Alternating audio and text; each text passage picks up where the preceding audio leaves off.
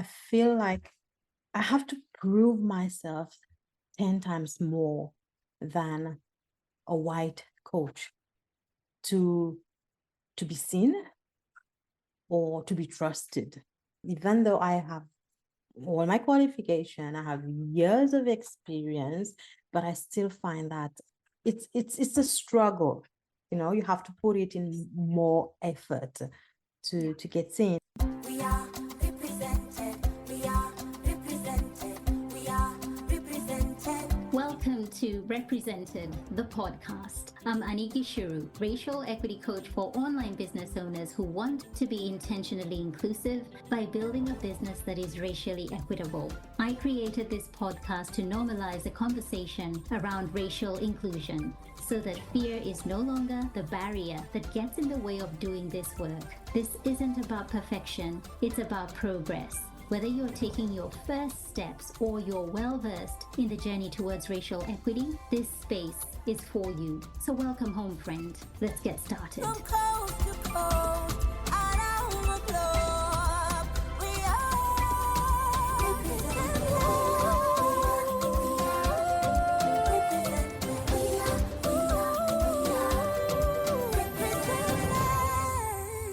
Where are you from? Really? No, originally, where are you from? Can I touch your hair? Your English sounds so good. Nah, I don't see color. Those statements I've shared are just some of the daily microaggressions that people of color face on a regular basis when they occupy white spaces. Microaggressions are subtle yet negative racial messages that leave the person on the receiving end feeling hurt, humiliated, and even disrespected. You may have used these kinds of statements to start a conversation or even break ice with a person of color, but didn't realize the harm you were causing.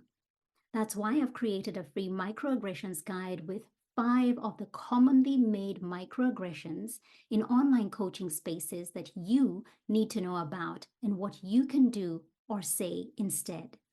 Head over to anikishuru.com/micro to download your free guide. That's Anikishuru, GICHURU.com/micro, MICRO.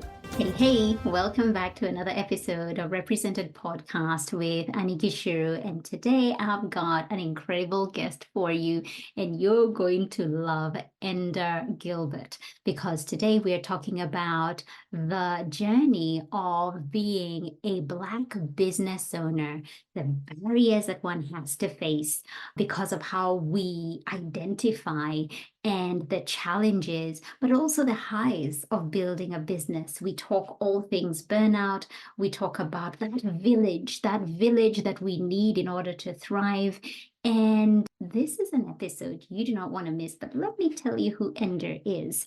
She is the founder of Enda Gilbert Coaching and Consultancy, a business devoted to the well-being and education of teens and their families and educators. With a career that spans over 28 years, yes, 28, and Enda does not look anything but like she's had a career for that long. Enda's journey from the classroom to high school admin has enabled her to guide countless families through the complexities of adolescence. Her journey into this vocation was not by chance.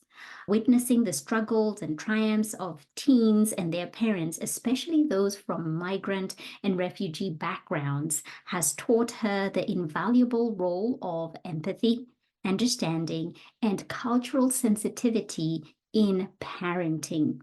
Enda's professional expertise complements her personal experiences as a parent and a survivor of burnout, which have significantly shaped her approach to coaching. Enda is also a published contributor author of Undefeated 90 Migrant Women, 116 Journeys, where she shares her experiences and challenges of a first-time mom in a foreign land raising a child without a village. Through her coaching business, Enda aims to illuminate the path for parents, enabling them not to just survive, but to thrive alongside their teens. Her philosophy is simple yet profound. When parents thrive, children flourish. Take a listen. Hey there, Enda. I'm so excited to have you on today. It's been a long time coming, and I'm excited that you're here. And I want to begin by asking, you are an internationally certified parental burnout practitioner.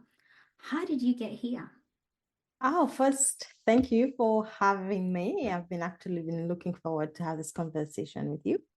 So I'm going to start with my journey as a migrant coming here, right? And then it will lead into the burnout. So I came to Australia, of course, alone.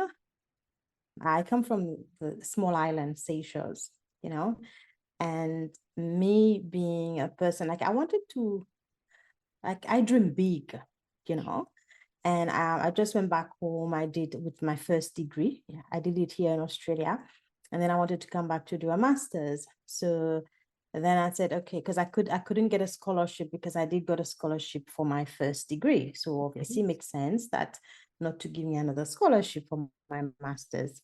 So then I said, okay, I'm gonna come back and I'll work and do my master's while doing it, and then I'll go back home, right? So this is what I did.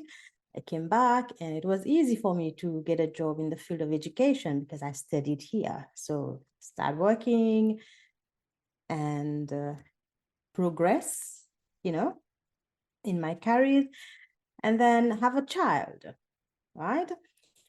And as you know, when you're migrant, you're away from family, and when you have a child, and like we said before, it's you everything, right? You don't have that support.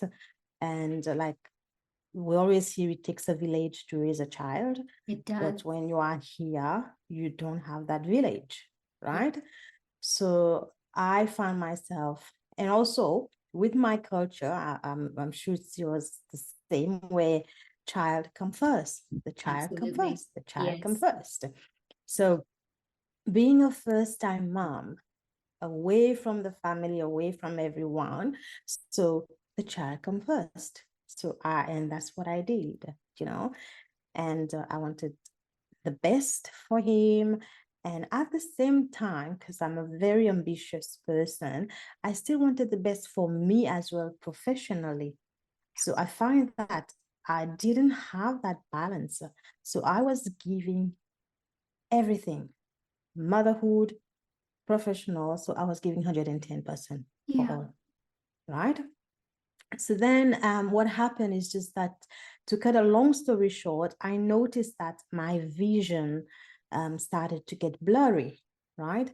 And I said, maybe I need to change my glasses, And again, because, Annie, like I was that person who didn't make time for myself.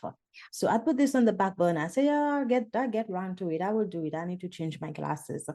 But one morning I woke up and I can barely see, right? In one eye, in my left eye, I couldn't see in my left eye. Wow.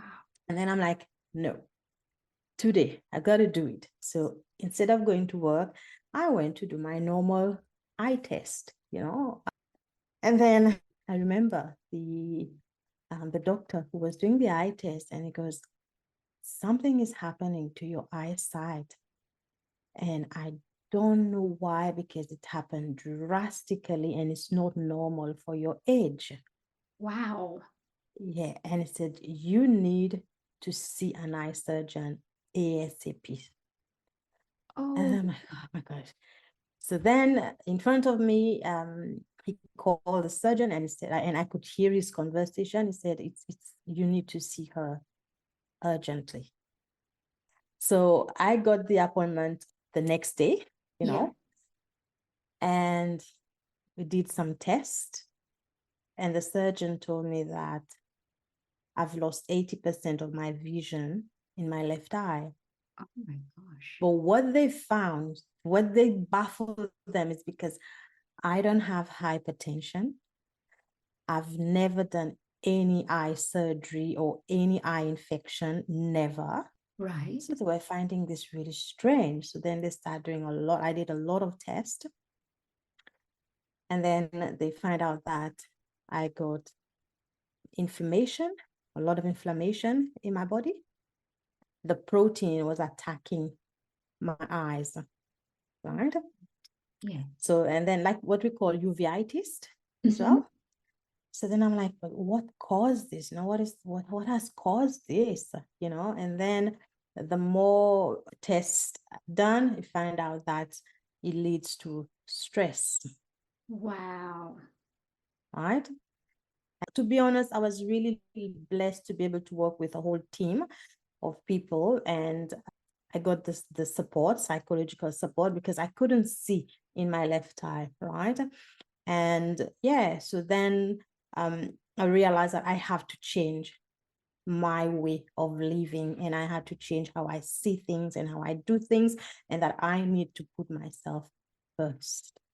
So Right? it was a And personal journey. It was a personal incident that kind of led you here.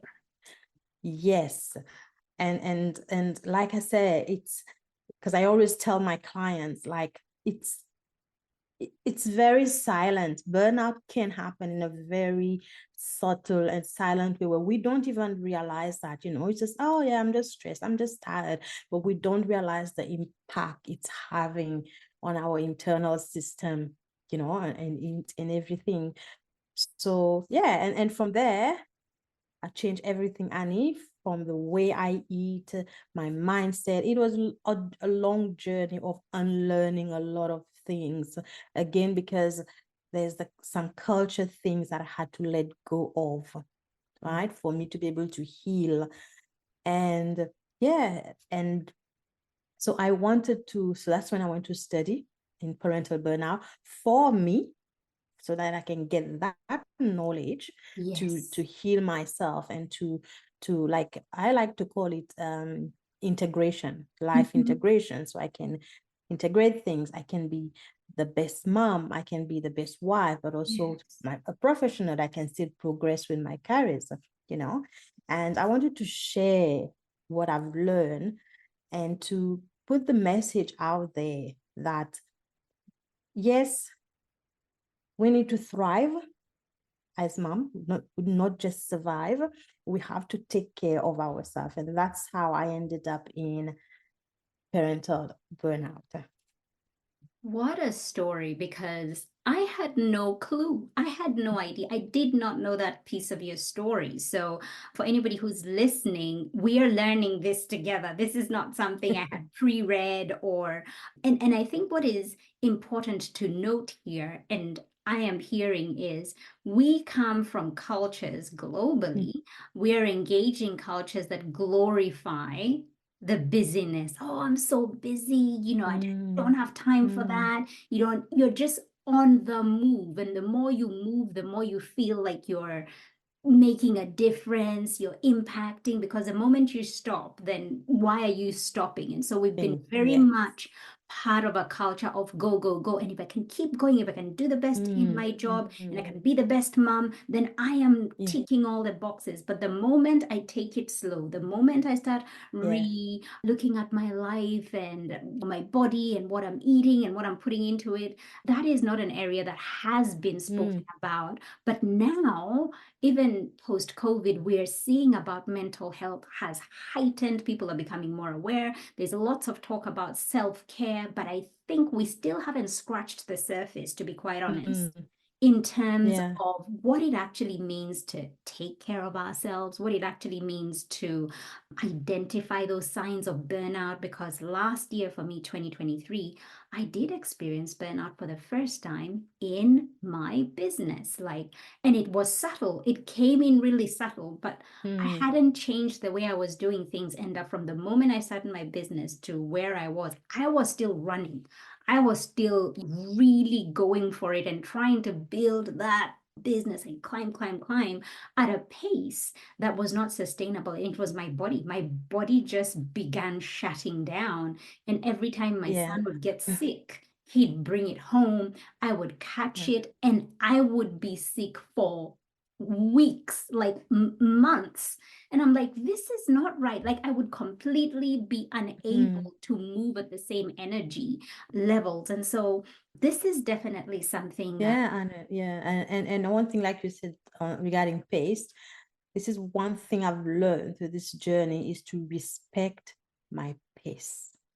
Because like you said, we come from a culture where it's grinding and hustling and all that, like you said, not realizing that things have changed, especially because we're living here away from family. We don't have that kind of support where I can just go and drop off my kid at my mom for a day, or my sister for a couple of hours. So we stuck with our kids 24/7.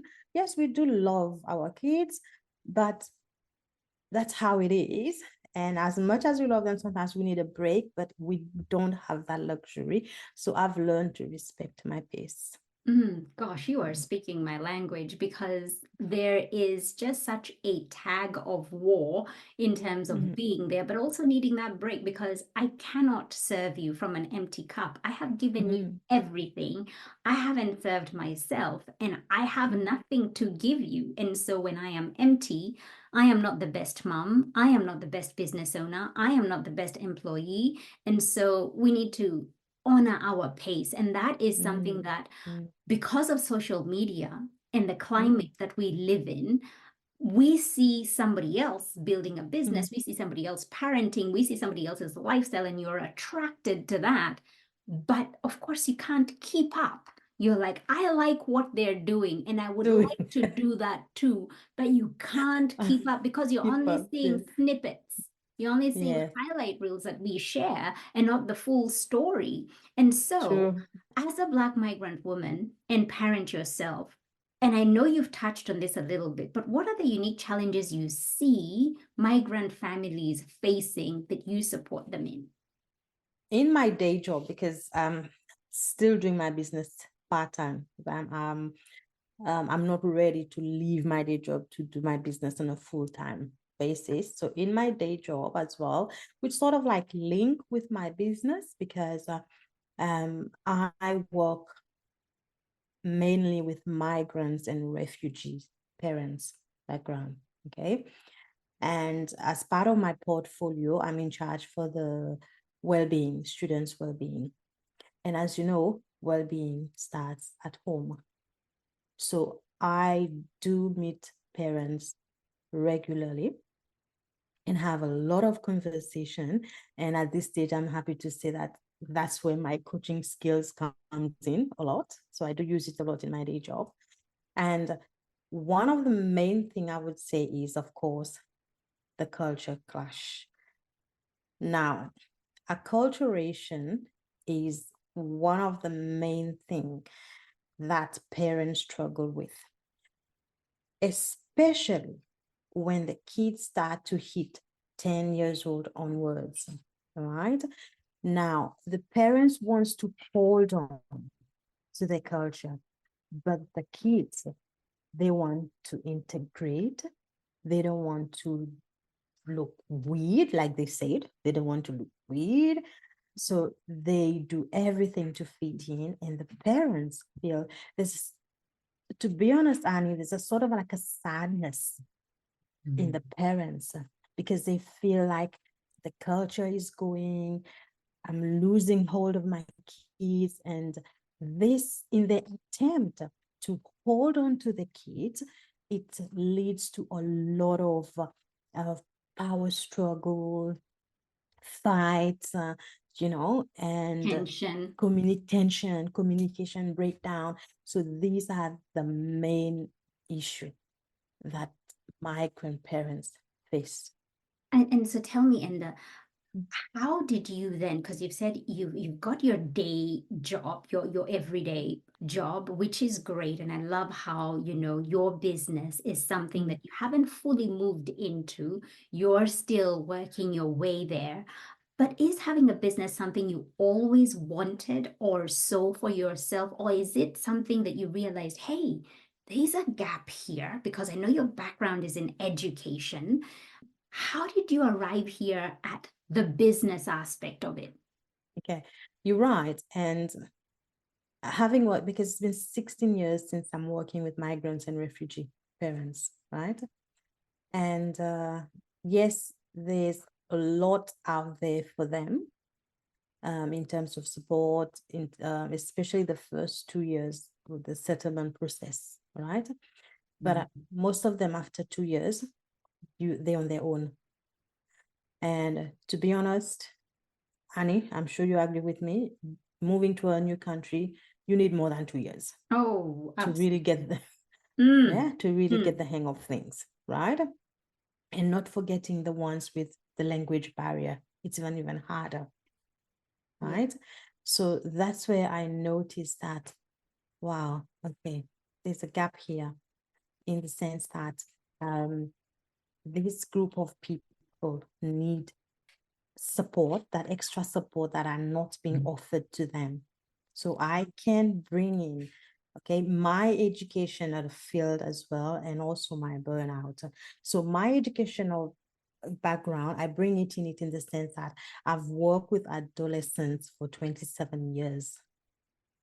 So I coach them, on how to preserve that connection that they had with their children when they were in their country, and how to walk through it, to just let go. I call it holding on, but you let go at the same time. Right?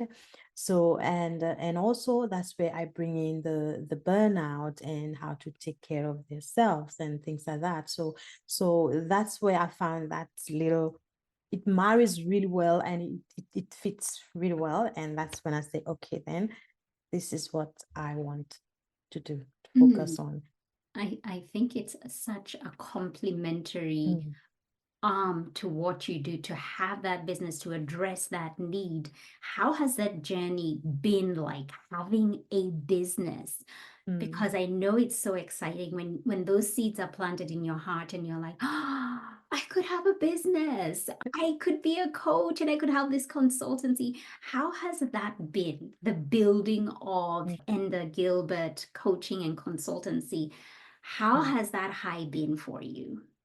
I'm really proud of myself, the fact that I can do this, and with limited support in terms of like the home life and all that, in terms of limited support. But Annie, I go back to my journey with burnout. When I felt better, which by the way, now my vision has come back into my eyes, both eyes are okay. But I promised myself that, again, I will say this again, I will respect my pace and that I come first. So having that business and working, I've sort of like worked out the perfect balance, where on Tuesday is the day where I work on my business. And then on the Saturday morning until 2 p.m.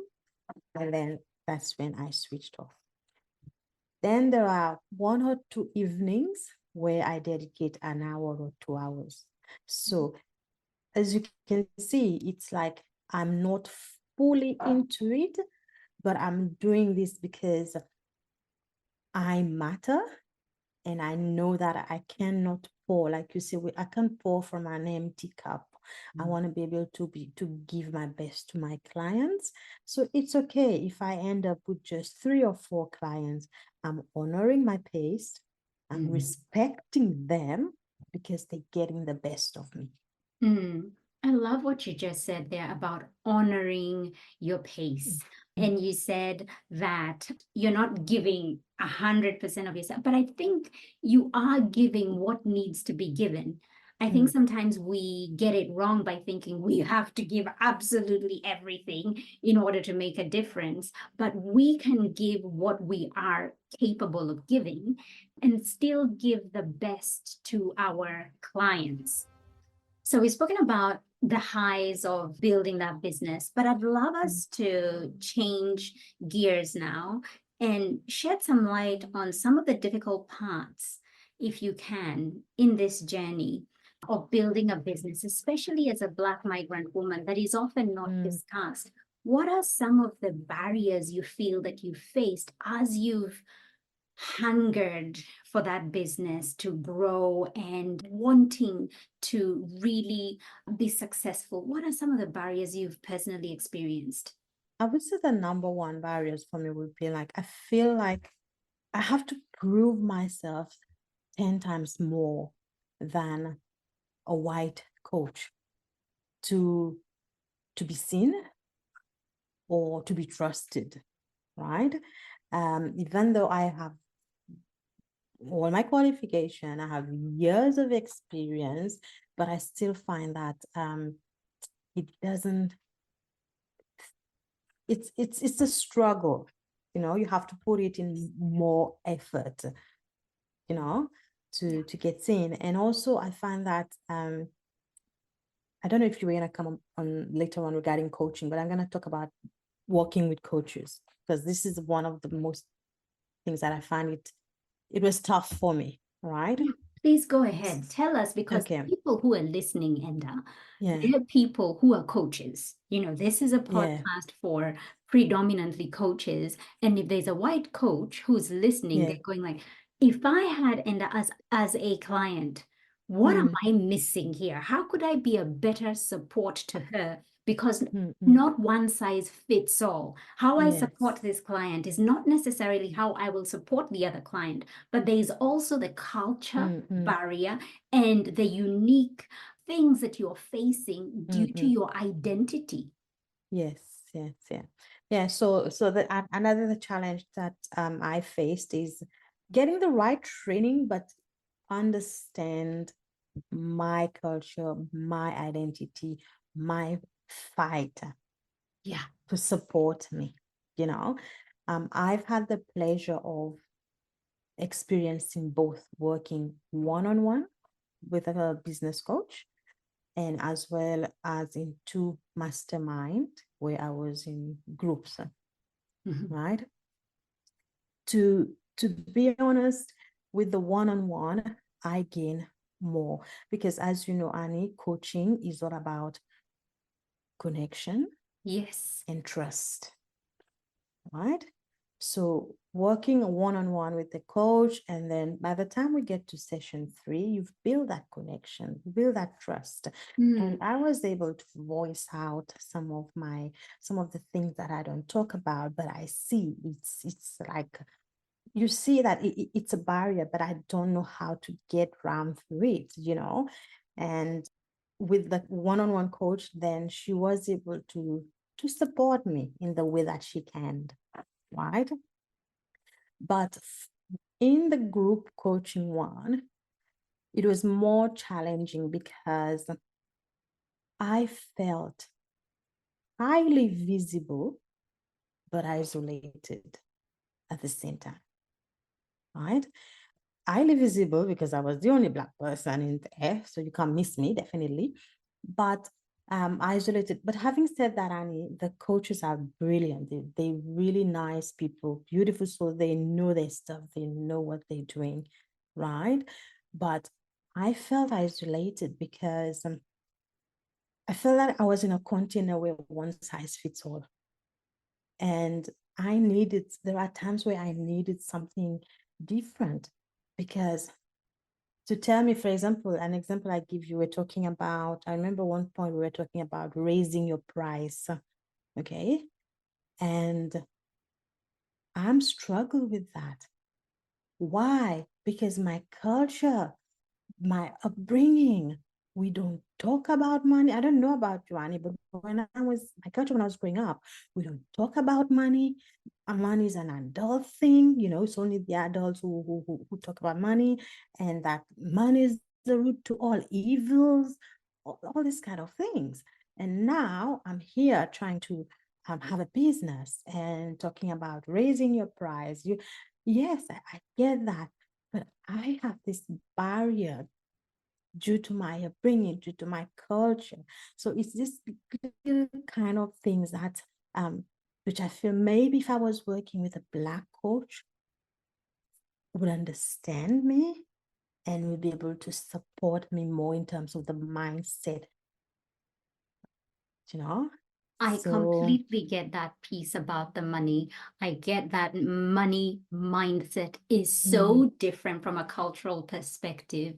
And also, given the niche that you're working with, you're mm, working with migrants, you're working with refugee families. mm, These are families who might be experiencing financial hardship. So, yes. if you're in a group where you have seven-figure businesses and they're raising their prices and they are catering to a specific kind of group of people who that is Mm, not an issue. They're willing and happy to pay that amount. Yours is different, and there has to be some mm, sensitivity. There has to be some consciousness and knowledge. How can we still build a yeah. business that is supportive, a business that is still profitable and thriving for you, Enda, meeting the needs of your clients? Your ideal client is feeling seen, they're feeling valued, and this is something that they are investing in. And it doesn't always have to be through the traditional route of it's Mm, them paying you. It could be, through government schemes, it could be through yeah, yeah. many It's other different. different. Yeah, But it yeah, takes somebody knowing and having that sensitivity where, going back to what I said earlier, not one yeah. size fits all. And I think what you've hit there is something that a lot of Black coaches Mm, experience when they're working with great white coaches, but just don't quite understand what our issues are unique to us and how they can help us, because mm, mm, this is not something they've had to deal with. This is not an issue that they've had to have understanding about because it's mm, not mm. part of their daily day-to-day life. Yeah, yeah. It's true, Annie. And like I learned a lot. Okay, I did learn a lot, but at the end of it, felt like part of me was, no, something is missing. I didn't get what I wanted. And again, it was exactly what you said. It's like, how can I build a thriving and profitable business, but at the same time be sensitive and taking care of my client because my niche is so different. I went in there hoping that when I come out, I'm like, yes, I know how to go about this now. But I didn't, I learned a lot of other things, a lot which are helping me, my marketing and mindset and all that. But still, I felt something missing. And the thing is, there are a lot of promises that programs make. There are a lot of promises that are made out there. And you go in seeing yourself, and we're given that picture of imagine this is you 6 months from now, this is you 12 months from now. But what is not being addressed is you will be faced with A, B, C, D that you'll have to navigate either alone or with your coach, and nobody's talking about that. You're being sold the dream, but no one Yes. is really talking about the work that goes into making that dream a reality. What do you think from your perspective? Because you've really shared tangible things that I think a lot of Black coaches, coaches of color, or even simply business owners, the things that they've Mm, had to endure and face that are unique to them. What would you say to a coach who's listening, who is perhaps somebody white and they want to be more inclusive? mm. What would they need to do in order to be more supportive to you? What do you think they need to have to be better equipped to support, say, if it wasn't just one of you, but maybe there were three or four in the group, right? Because the dynamics would change. Yeah, What would they yeah. have to do to be a better support system to somebody like you? To be honest, Annie, I've thought about this for a very long time. And the number one suggestion I would offer is just if you have a Black person or someone from a minority group, especially in when you're doing group coaching, right? If you don't have enough Black person to be put together or to have a group coaching. So for example, in my case, I was doing women of color in there. So I think it would be good if spend at least, I don't know, maybe just an hour or 30 minutes one-on-one with that person. Do you get me? Yeah. Yes, I do understand that group coaching, it's a group coaching. You pay for a group coaching, you get access with the coach in a group. But I would say that just one-on-one 30 minutes, and I don't know, 30 or do you know what I mean? I need just make time for that person, because there are certain things that you don't want to voice out, or you don't feel comfortable to voice out, in the group, or for different reason, like I don't want to sound stupid because I'm the only one going through this, and so if they can, if we can have that just one-on-one, and it's okay, don't be afraid to ask that question. And I do understand some coaches, they not comfortable when it comes to what you're doing, Annie. Yeah. Right? Some white Issues to do coaches. with race, they're not comfortable because it's an area where Yes, it's not their cup of tea. It's nobody's cup yes, of tea. that's it, But I believe that they all should go through a training where we'll teach them how to start a conversation about race without feeling scared, or I don't know if I'm saying the right thing. Do you know what I mean? So, and this will really, really help, In one of the mastermind that I joined, we were pair up like buddy, okay? And there were three of us. We were all three migrants. But the disadvantage is because we were all in first year business. We all three of us, we just started. So yes, we try to support one another, but we were missing that expert support, if you know what I mean. Yeah, somebody When we're who's in the been group in business a little bit longer. a little bit longer, right? That would be my number one suggestion, is that make time. I'm not saying give them special treatment. I'm not saying give us special treatment, but I'm saying even if it means you have to pay extra, I don't know, but I'm saying that make time for that one-on-one so they can have that conversation. We all know that first impressions count. Yet, rather than putting their best foot forward, most big-hearted, well-intended coaches are unknowingly starting their relationships with their prospective Black, Brown, Indigenous, and people of color clients on the wrong foot, asking questions like, "Where are you from originally? Wow, your English is so good for a Black person. Your skin tone is not dark enough. Are you sure you're from Africa? Hey, we have a scholarship program to support people just like you." These are subtle yet gut-punching microaggressions can feel like death by 1,000 cuts for a person of color, as they continually are reminded they don't belong. And that is why I will be hosting a live training called Microaggressions 101 to support you to hold safer spaces in your online coaching business that will see you serve a wider and more racially diverse audience. Head over to anigishuru.com/LT. That's Anigishuru, GICHURU.com/LT. The LT is for live training. And I really honor you for voicing that, because I know it takes a lot to say that.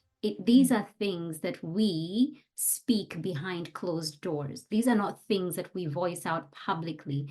And I want to honor you for saying that, because if we don't speak up about these things, it just keeps happening. People might think they're doing the right thing, but not realize, why is it that in a group of X amount of people, the people of color don't quite make it through, or we're not seeing more six-figure business or seven-figure businesses? The numbers, the math is just not mathing. It's just not adding up. And so what you're advocating for here is equitable practices. Equitable practices, meaning there are those who have been held back systemically, Mm. structurally. They've been held back. What can I, as a white coach, do in my business when I do have those people of color Mm. come through? What can I do to have equitable practices in place so that I am beginning to level the playing field? Because this is Yeah. an individual thing. How can I begin to level that playing field? And it takes a lot of intentionality. It takes a lot of prioritization in terms of your values. Is this something that I am prepared to do? And a lot of the times, unfortunately, when this is not an issue, when we're not being faced with headline news like George Floyd or Breonna Taylor, the awareness or the desire to do this is simply not there.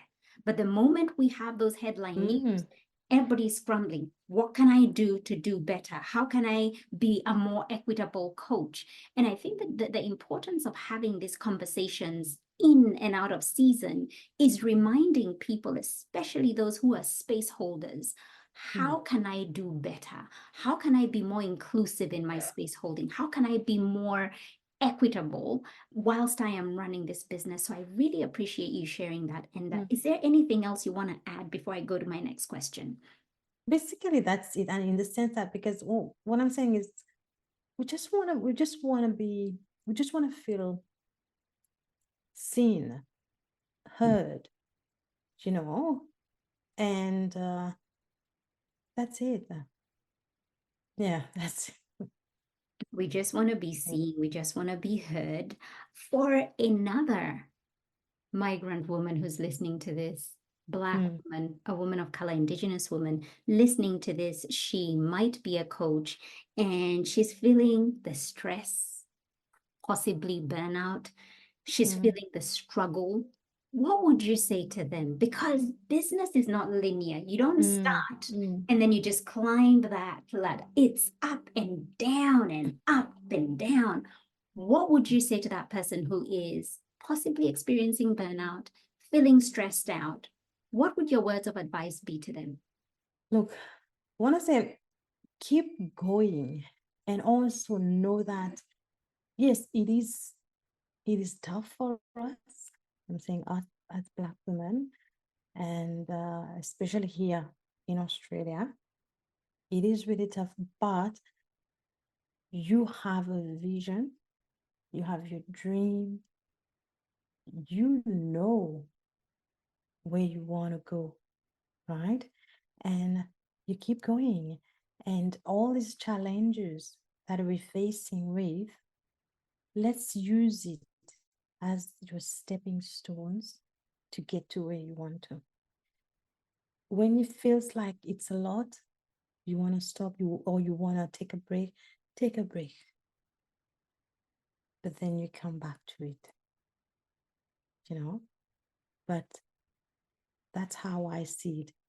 All these challenges, all these ups and downs, I see this as my stepping stone to get me to where I want to go.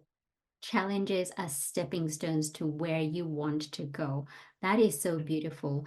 And I want to just bring up the fact that you are now a published author. You contributed with a group of others who wrote the book Undefeated. Tell me a little bit about how that came about and what was the outcome of being part of such a project with other migrant women sharing their experiences. This is by far the most rewarding project I've taken part in Australia, right? So I'm part of the group Professional Migrant in Australia, and they were doing the project is to tell your story, okay, as a professional migrant. And I share my story because I actually call my story, Where is the Freaking Village? Because I shared my story about raising my son as a professional migrant without a support village, right? Because it wasn't an easy journey, Annie. Yes, I made that decision to migrate to Australia, but I experienced a lot of microaggression as a first-time parent.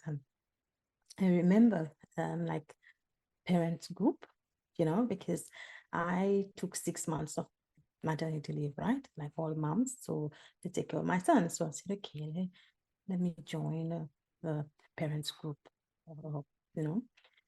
And remember the first time I rock up, to be honest, I didn't feel welcome. And especially I was living in an area where at that time there were not a lot of Black family, Mhm. So again, I was the first one. I was the only one, women of color in the group. I didn't feel welcome. And then there were comments about my accent and all that. So I didn't go back again. I went once and I didn't go back, you know. So I share all this in my story, and I also give migrant parents like support, like some suggestion, what I did for me to come to be able to navigate this challenging time. Yes, my dream was to go to parents group, make friends, and so that I will have that support. We can support one another, but it didn't happen. So instead, what I noticed is that when my child started school, I remember when we started year one, starting to make friends, then I became friends with the moms. Yes. You get me? So that's how, for me, that's how I was able to build that little village. But as a mom with a newborn and who was experiencing postnatal depression, Mm. it was really, really hard, you know? So in my story, I challenged this saying, it takes a village to raise a child. So what happened when Yeah. you don't have that village? What do you do? So yeah. Oh, where can people pick up this book? Because I'm sure there are other powerful stories as well. But somebody who's listening A to lot. this and they're like, I need to hear more about this. And I'll put a link in the show notes. Yeah. Where is it available? This book is available on Amazon as well. They can get it Okay. on Amazon. And there's the Kindle version as well, you know. Okay. And yes, and also Professional Migrants Group, which is on Facebook as well. They do sell it. Mhm. And they were talk of putting it in some libraries, in local libraries. So I'm not sure where about exactly, but you can definitely get it on Amazon. Okay, beautiful. Yeah, Gonna pop yeah, that in the show notes. I just have one yeah. final question for you, and then I'm so grateful for your time. If fear was not a factor, how would you show up in your work? If fear wasn't a factor, Mhm. right? If you remove fear from Mm, the work that you do, it could be in your business, it could be in your day-to-day work. If you removed oh, fear, how I would would Enda show up? more, how can I put this?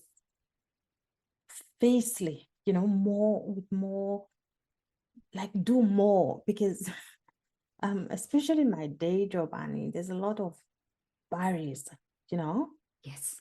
there's a lot of things that you want to do but you can't do, and like you said, sometimes there's the fear of, oh, what happen if I do this, or what can happen to me in my job professionally, you know what I mean?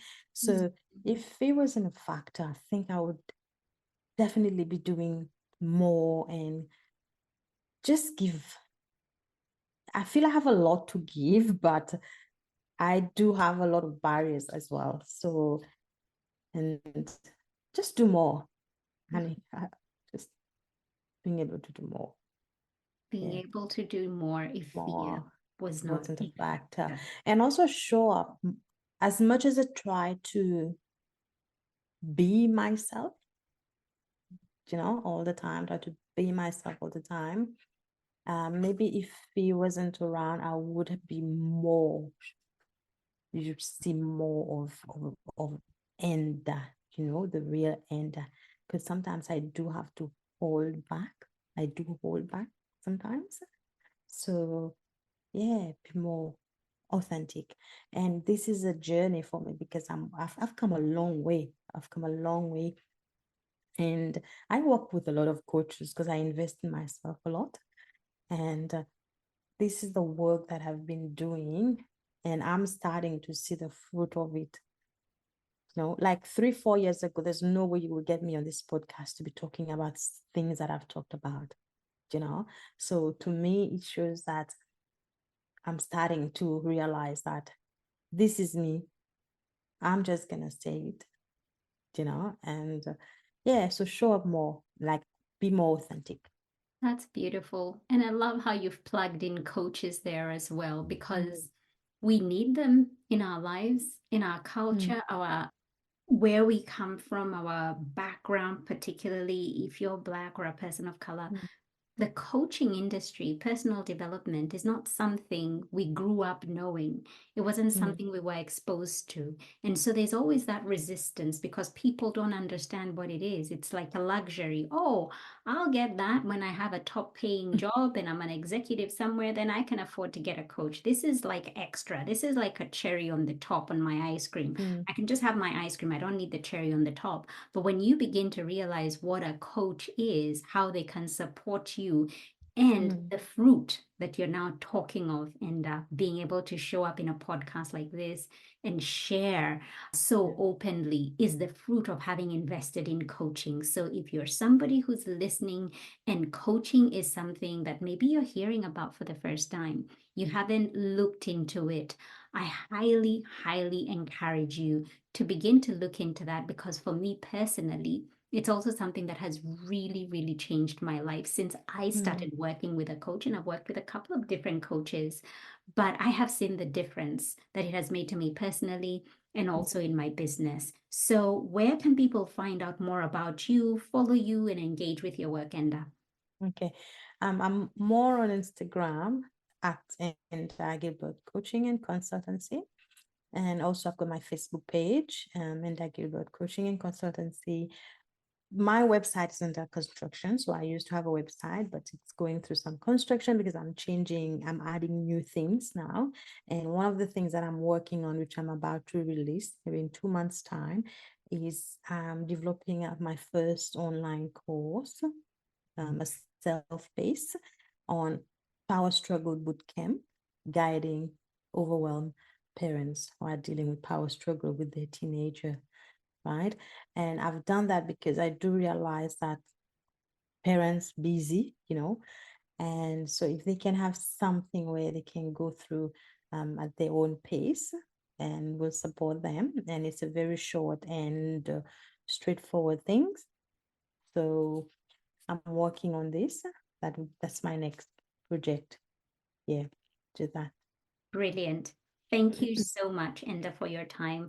I am so grateful for you bringing so much of yourself to this conversation. It really, really, I don't take this lightly because I know I'm part of so many conversations between virtually closed doors. And I know it's not easy for us to come as we are and share the challenges that we're facing. So I just want to really honor you and thank you for your time today.